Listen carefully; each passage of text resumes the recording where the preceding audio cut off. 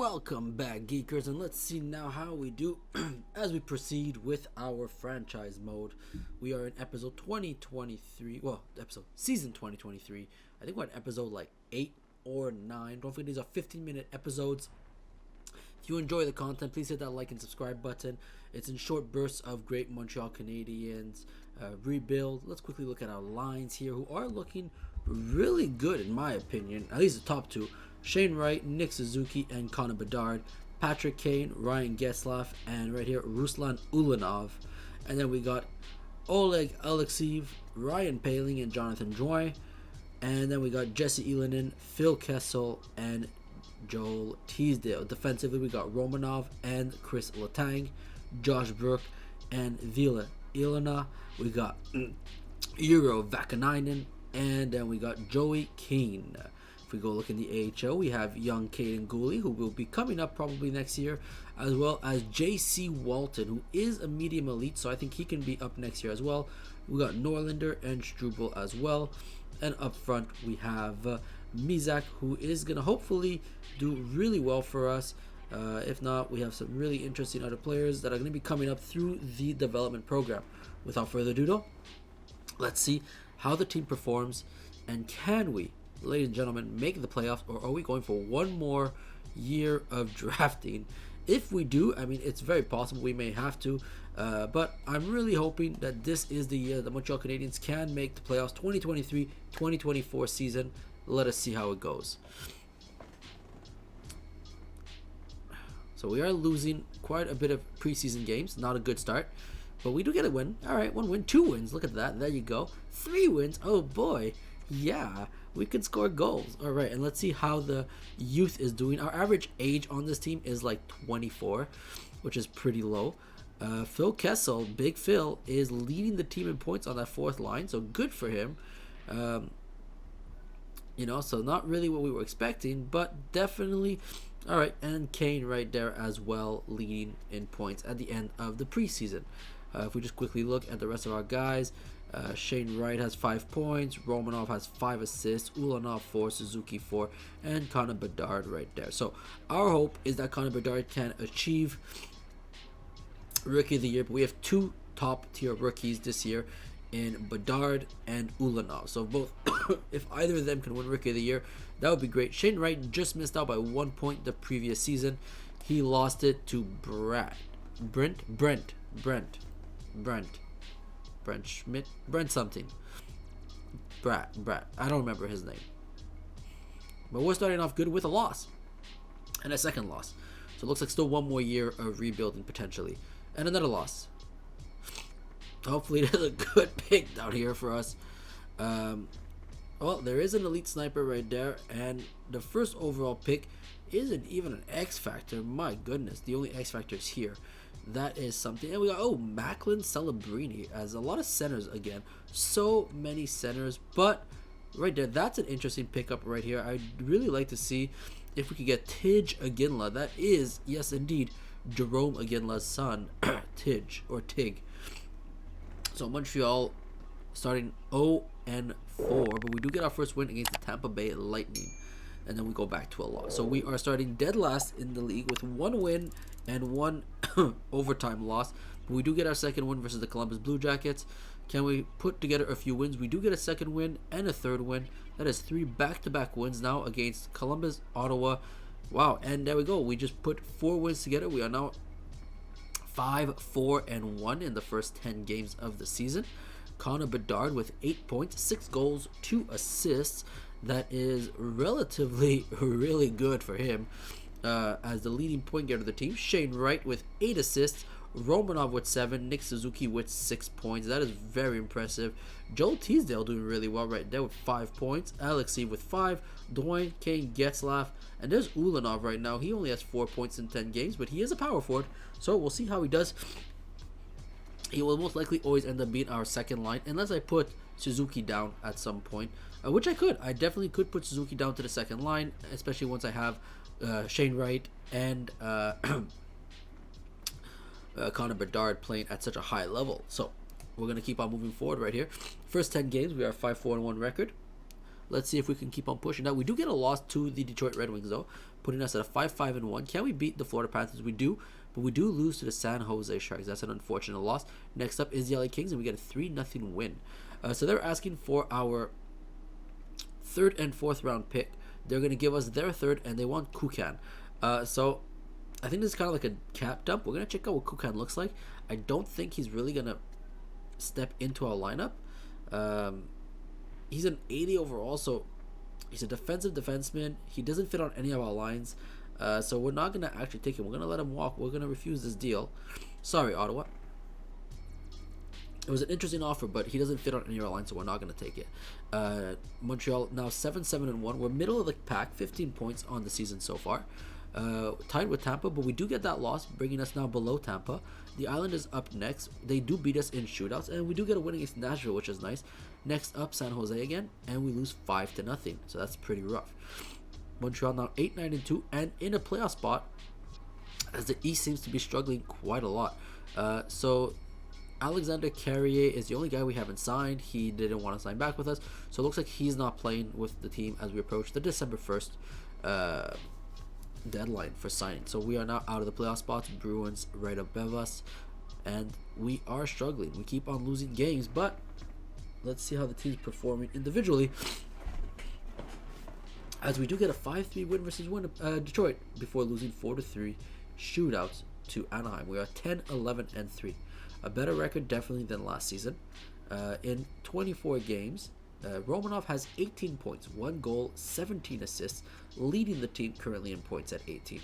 Up next is going to be Ulanov with 16 and Bedard with 15. So our 2 rookies doing relatively well. And I'm sure if I look at the rookie skaters throughout the league, they should be in the top 5, hopefully maybe even leading. And they're not leading, but they are in the top 5. So there is Kovanov right here, Alexander Kovanov, and right here, Matty Beniers, but a 79 overall that somehow has 19 points in 22 games. Michkov is also ahead with 17, 9 goals though. And look at that, Nemec, 16 assists on the season, very impressive. That is really like, gotta say, assist-wise, pretty good. But let's see if the Montreal Canadiens can pick up the pace now, start getting some wins together, and hopefully perform at the tip top of their availabilities and skills. And I'm sorry about the sniffling, guys. I am still suffering with these allergies / cold flu season that's going on. I'm hoping it's going to go away soon, so I don't have to deal with this much longer. So the Montreal Canadiens are currently sitting very low in the draft, but we had a 2-1 shootout win there. Well, hopefully we can get a few wins in now. We do lose against Arizona again. We are struggling against them. They seem to have a good team. We do get a 5-3 win versus Minnesota, which is nice. Montreal is probably sitting right outside of a playoff spot as of right now, and we lose to Philly. Yeah, we are dropping down those standings pretty hard, but we do get an 8-3 win versus the New Jersey Devils. Next up is the Rangers, and we lose 5-1. They keep us at only 1 goal with our scoring power. That's impressive. But Montreal gets another 5-2 win versus Minnesota, and at least when we win, we are scoring a lot of goals. That's an 8-5 loss against St. Louis. That's a debacle by our goaltenders right there. And our defense, 3-1 win versus Pittsburgh. We are being offered Shattenkirk for a 3rd and a 4th. Let's see what Shattenkirk's at. This could be a potentially good deal.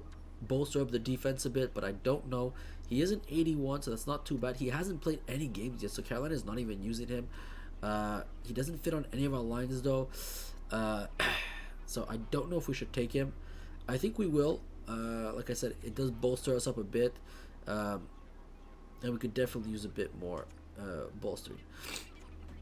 So we will accept that, and then we'll throw him into the lineup. Hopefully he's in the NHL, not the AHL, and we'll throw him in right at the end of this month.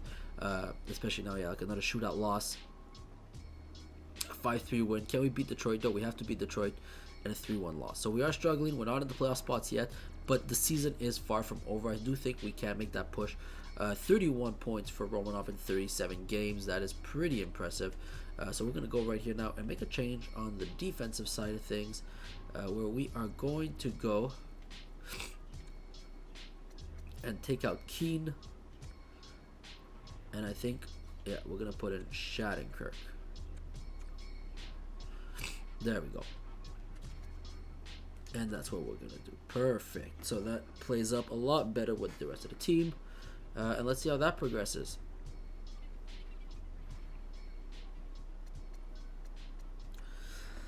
Montreal needs to keep on pushing, though. We definitely want to get that win. We don't want to fall behind. We want to, I mean, one more year of rebuild is fine. I mean, already that the fact that we're getting wins after all the rebuilding we've done is pretty good.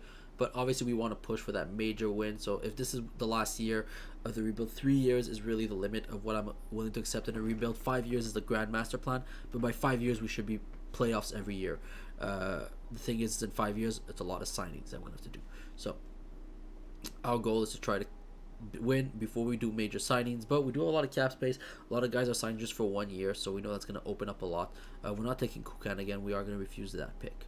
So we are currently 18, 19, and 6. We are sitting 6th in the Atlantic Division, and we just got a lot of losses in a row. Can we get a few wins back? Hopefully, but no, we actually aren't getting many wins.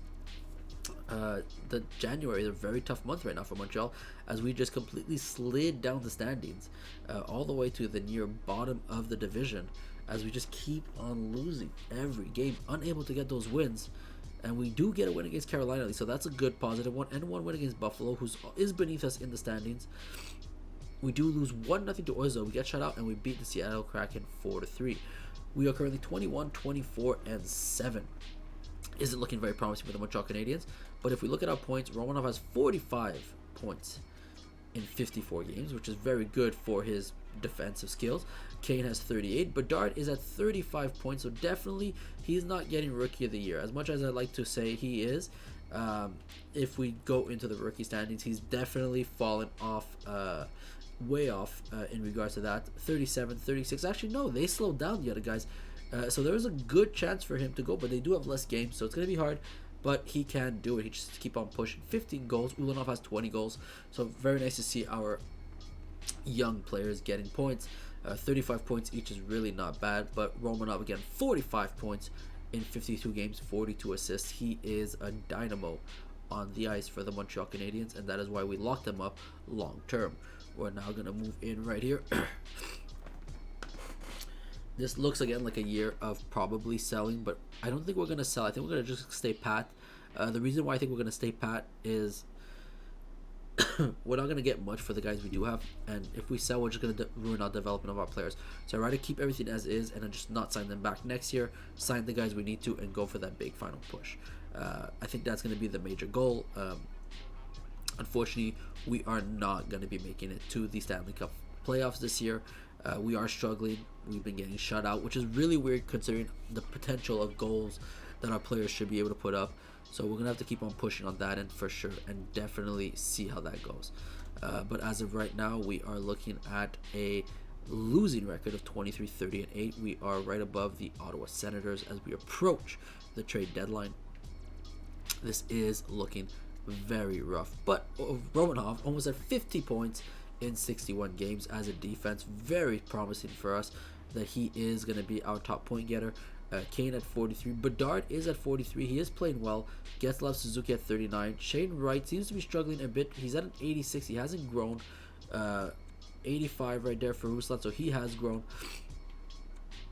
Bedard hasn't grown much. He's at an 85 as well. So we're going to just keep on pushing. Joe Drouin is at 30 points, which is nice. Palin is doing really well, 27 points as a third-line center.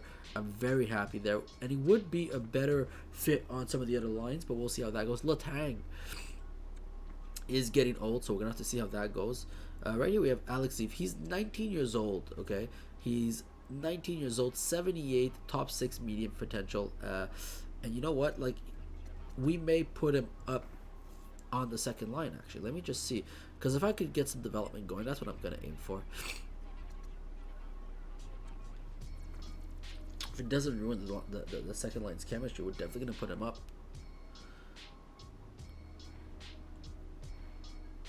Basically, we'd have to get rid of Getzlav, Kane, Ulanov. Yeah, see, that's not very, like, fun.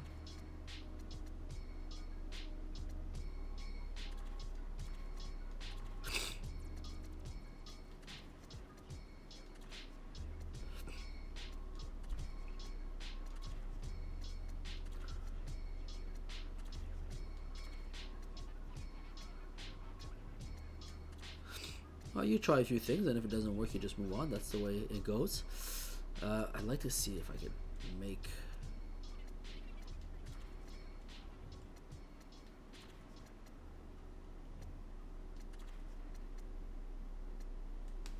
No, there's no way of making Romanov. He's playing at 89. That's fine. I want to see if we can give a little bit of a push, but we weren't able to. So, all in all, we're going to go right up to the trade deadline. As usual, stop. I don't think we're going to do anything. We're definitely going to view the trade deadline, though. See what, availabilities are out. But we are currently almost dead last. And I don't see us getting many more wins. So, it's not that I don't believe. We're definitely not going to be doing any major trades. That's for sure.